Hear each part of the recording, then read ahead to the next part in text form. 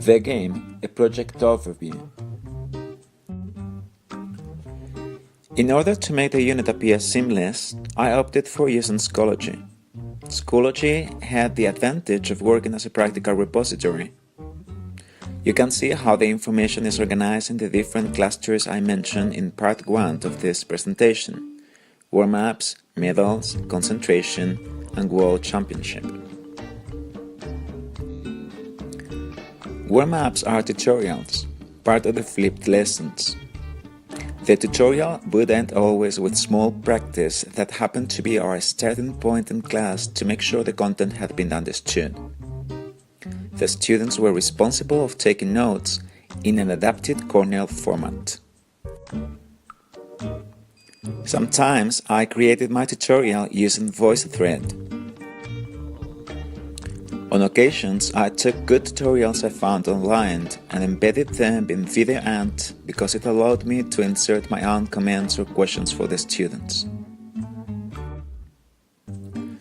After answering their questions, the students had to practice on tailor-made activities I prepared on Schoology. With Schoology, I can prepare assignments and feed the system with the correct answers.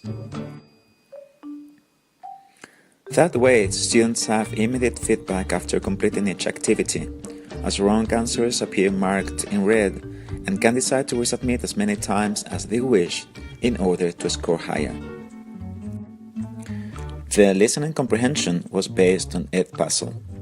It was a good thing that it could be embedded on Schoology and my students could log in easily using their Google School accounts.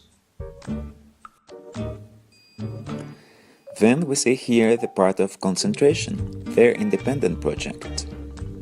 For their project, the students had to select sport of their interest and complete 4 assignments. Find specific vocabulary, create a simple infographic, made a 2-minute video presenting information about their sport, and write a short biography of Spanish athlete.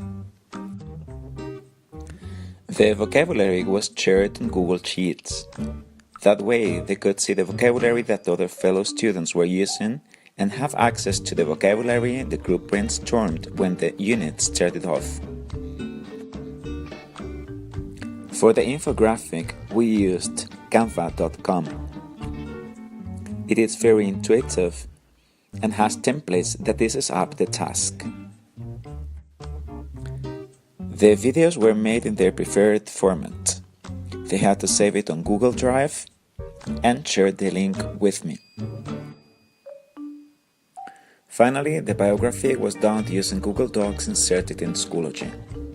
The infographic as well as the biography was intended to become part of a class digital magazine to share with their parents.